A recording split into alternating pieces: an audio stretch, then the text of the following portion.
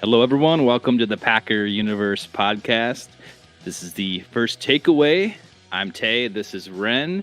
And we are back again to discuss rounds 4 through 7, which took place yesterday. This is a Sunday today. And yesterday was Saturday, the last day of the draft, 2024. And we followed up with potential, I think it was 8 picks going into the day, Ren. We ended up with 6. You add 5 from the previous 2 days, so that's 11 picks total. To kind of just set the table a little bit, we had Evan Williams safety picked, Jacob Monk offensive line. You'll yell at me for this, but I'm going to say Kitan Oladapo. I got did Travis pretty well. I Clover. believe it's Kitan, Tay. Kitan. But other than that, you did all right, given your troubles with said things. Travis Glover, offensive tackle, Michael Pratt, QB, and then finally the third to last pick of the draft, Kalen King, cornerback, to round that out. So I guess it's obvious to me, Ren, that they hit this out of the ballpark again, in my opinion, because they tackled a lot of position needs in this draft. Even on that Saturday, rounds 4 through 7, I think they filled a lot of holes. They produced for us competition at those spots of need, and I'm excited for this. And I think you tweeted out yesterday about things like, the cream will rise to the top in the safety position, and there's the music again. Let me get that off there. You're Sorry good about at that, man. Nice.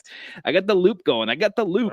Right. So yeah, I think you mentioned it yesterday in social media, how, at the safety position in particular, that the cream will rise to the top. So I guess give me your first takeaway of this last day of the draft, rounds 4 through 7, with these picks. Well, I mean, Brian clearly had, his roadmap for this draft, kind of a la 2023 with wide receivers, Tay. And this year it was, hey, where are we thin? What do we need to build around? Where do we need to really create competition in these rooms? And that clearly was obviously at safety, a little bit at linebacker, and with the offensive line. So they obviously got the 2 extra picks day 2 from the Saints. They used those in rounds 4 and 5 to trade up for Evan Williams, the Bourbon boy, and Jacob Monk, the offensive lineman from Duke. No, not Graham Barton, but Jacob Monk is the Duke offensive lineman selected by the Packers. And from there, they did some other things. Brought in a smaller school guy, and Travis Glover, really more of a, developmental guy, huge mountain of a man. That they're hoping, Steno can get his hands on and mold him over time. And then 2 interesting picks to round out the draft in Michael Pratt, the all-time passer at Tulane, jumped out of a pool to get the call from the Green Bay Packers. And Kalen King, when the mocks start hearing from a lot of people right after draft ends. So there's mocks already coming up for the 2025 NFL draft, which will be held where, Tay?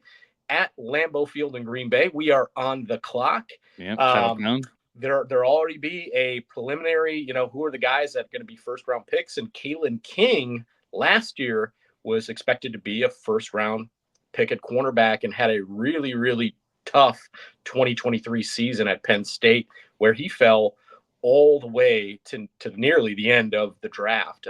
So a couple interesting guys to round out the draft.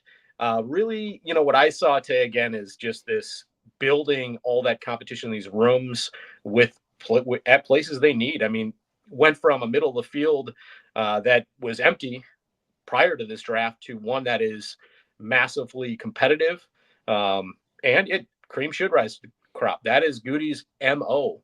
One of the other themes of this draft is of the 11 draft picks, 6 of the guys were captains at their colleges, which is, Brian talked about that a little bit post-draft. That is something he and his scouts are looking for. It's harder to find leadership. He wants leadership.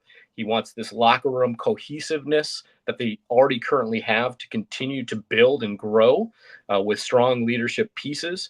That's why the scouts do target that a little bit. A number of these picks, too, were also guys at the Senior Bowl. So, again, they like polished players, have had a lot of time in college that they can get a really good picture of what they look like, even if maybe they didn't have the best 2023 season. So these are definitely Brian Gutekunst hallmarks. RAS scores, again, you had them up there in green. Of those, Tay, you've got 8 of 11 picks with an 8 or higher RAS score. 2 just over 6 or 7, and just one with Travis, the kind of developmental tackle, under 5 there. But big guys, it's hard to get those athletic pieces up when you're again as large as Travis is. So Well, I think that was why his RAS score is lower than it should be, I guess, comparatively. I think that 4.71 is really knocked down because of his size and agility. His correct. it's like, okay, that's fine. They obviously saw something in that guy, where it's like, okay, we can work with this, and we see some really good talent in him. So let's take a chance. We like this guy, and you can. I think you can teach, uh, some different movements and things. A big guy doesn't always have to be fast. He just has to be strong and stout. So that 4.71 RAS score with Travis Clover doesn't really bother me yet. No, there's no reason to. He doesn't obviously project to be a starter in 23. He's one of those guys. Again, you hope you can mold into a depth guy if he needs to get into your rotation. You never know. I mean, it's kind of like Caleb Jones, who really we'll see if that one finally hits the end of the road this year or if that continues on. I mean, they do like these developmental guys that are massive. In his case, that is the case. Again, another big theme of this draft, Tay, you saw them, with 2 quick picks with the old lineman inserted, Jacob Monk in between, 2 safeties. Again, versatility. They want versatility. That is a huge piece, and they believe all these safeties bring different pieces to this room.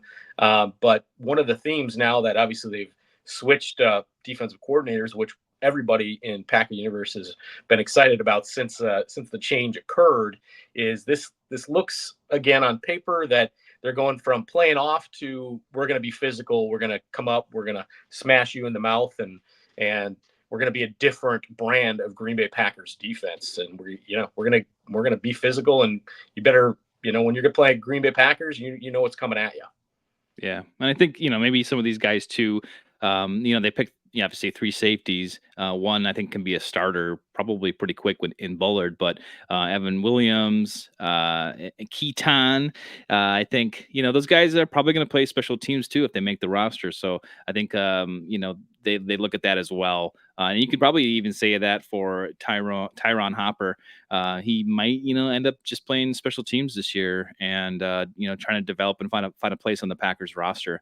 But I think looking at this, Ren, it does seem to me that most of these guys will make the roster. I can't say that for Michael Pratt. I think he comes in as a little competition, little developmental piece at quarterback. But you're gonna have to beat out Sean Clifford, which is I think right now I think is a big task. So, but we knew this was going to happen. We knew they were going to draft a quarterback, at least one of them, to just kind of keep the system running here in Green Bay and keep that going and produce a little competition for Yep. Sean. We do need a backup. You always want to have a backup plan for QB, and I think we're all okay with Sean right now, but he needs to obviously learn a little more, and maybe this helps him be pushed in that direction to be ready, in case Jordan Love goes down. So I like all these picks. I'm excited for them, and I think that they all have a serious,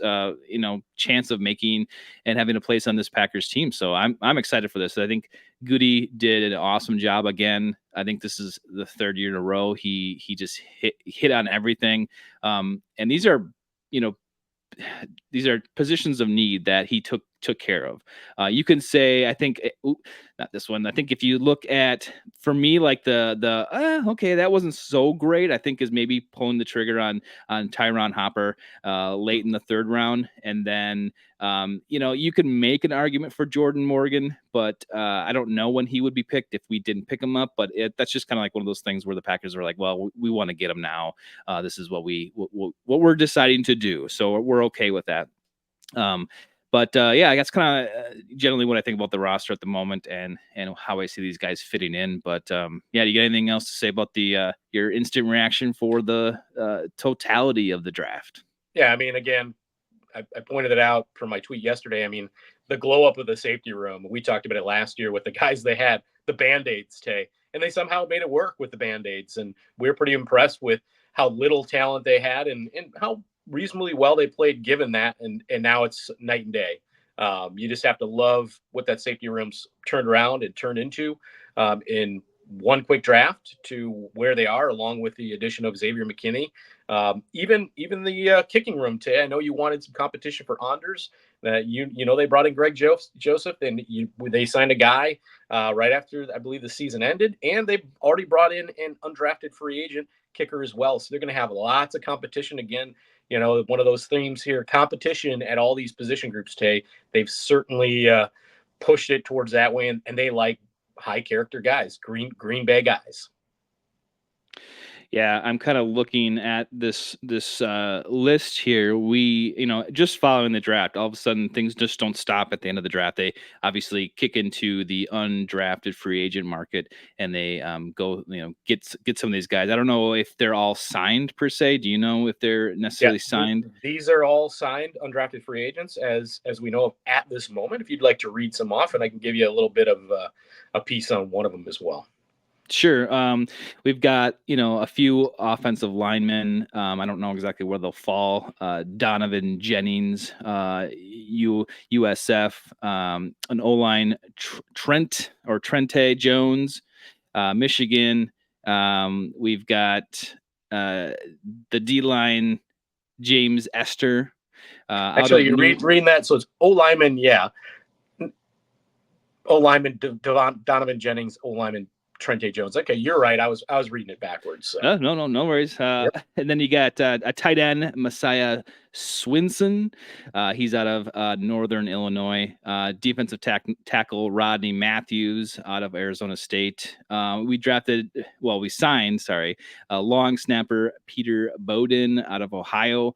And then you have now we are so the college is last. So long snapper Peter Bowden is actually out of Wisconsin, Tay. Oh, that's long snappers out of Peter Bowden. Okay, I got that. And then you have, let's see, you have a linebacker, Raylan Goforth, and then Jarvain Howard, running back. So you have a fourth running back, I guess you have technically on the roster now. And you got a few more there, but you bring two in with this draft. Basically, if you count in the undrafted free agents, so yeah, you've got you kind of flush out a lot of depth pieces, a lot of camp bodies, just to put some pressure on, get some people in here. You got lawn snappers, you got kickers. I think that the kicker is Alex McNulty from Buffalo, and you have a punter, Porter Wilson from Duke, to kind of like bolster those camp bodies. So that always happens every year, and it looks like they're kind of bolstering those positions of need again. Defensive tackle, offensive line.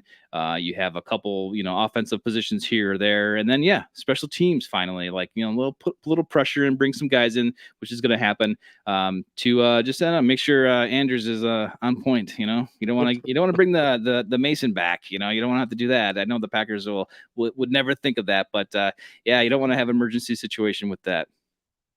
You got it, Tay. But one of the standout pieces is we know every year, one or two of these undrafted free agents are really gonna pop through training camp, and one typically year to year makes the roster. Peter Bowden out of Wisconsin is the number one rated long snapper that was comped if he was to be drafted in this year's draft. So they get him as an undrafted free agent. So you immediately got some competition with a Wisconsin guy at that long snapper position. So again, that's it's kind of a nice thing there. So again, you see that competition spreading across the ball in Green Bay. It's pretty fun. And one of my last takeaways from this piece, Tay, is Brian was asked about it post when the draft was finalized. What about cornerback? Why was it not addressed? He talked about liking the room. Of course, he's going to say that. How could he not? But it is thin when you look at it with your eyes. There's not a lot there. Obviously, they had King at the end of the draft, but he said it was really how the board fell. A lot of guys came off in front of where they might pick one. So they kind of stuck with other things they knew they had to prioritize and went in that direction instead. Yeah, you could. You're right. I think that's a great takeaway here. Is it looks a little light in the cornerback room, but man, he did say he loves where we're at with that group. I don't think we believe him. We can't believe him by looking at that. Realistically, so maybe they have some plans for these safeties, or they just have faith that they will be able to pick up people throughout the season and get things done if there's some injuries go down, which always seems to be the case. But yeah, the cornerback situation doesn't look great, and you have some of these guys that can do both positions. So we'll see what happens. We'll see what shakes out. But I'm I guess a little worried about that. But it's nice to see a lot of the other positions being taken care of here in the draft and then directly afterwards. So yeah, well, I don't have anything else to say about this, Ren. We'll be back this week, obviously, with our normal podcast schedule to dive into this a little more, get our reaction, remove ourselves a few days from this, and then be able to see kind of things objectively or subjectively where we think this team is now. Maybe we'll bring up the roster and see if there's any holes that we can identify now, and maybe I don't know, see if we can predict maybe who the 53 will be, or at least the starting positions on offense and defense with this draft class coming in. So, yeah. Yeah, I tell you what, it's going to be fun to kind of really dig into these guys. You're going to hear things like I've already heard about Jacob Monk, his quarterback at Duke called him the most ferocious player he's ever played with, the tenacity there, things like that. Those interesting anecdotes on these guys that are drafted by the Packers, which is really fun as you get to kind of, peel off the layers of the onion with respect to each one of these picks. But yeah, the Packers are on the clock for the 2025 draft day. We know probably next year, if we had to put on our predictable hat, that cornerback, edge, and D-line are probably going to be the three places they go pretty hard when we get there just a little under a year from now. I know I plan on being there, Ren. So hopefully you're by my side Thursday, chanting, hooping, and hollering up there at Lambeau, booing all the NFC North teams, just as they have booed us in Detroit. So I'm going to bring the fire. Oh yeah, we'll have a little fun with that next year, and it'll be a good time. But you got anything else, Jay? No, thanks everyone for watching. Thanks everyone that has subscribed recently over this past week. We really appreciate it. And if you haven't subscribed to the podcast, we obviously get that out every week too. So follow us there. Subscribe wherever you get your podcast. And check us out at PackerUniverse.com. Send us a question at PackerUniverse.com. We look for your suggestions. We'll answer any questions you got. Love to interact with our fan base. So thank you. And thanks for joining me, Ren. Yeah, as always, Tay, until Mayday, Tay, on the pup list.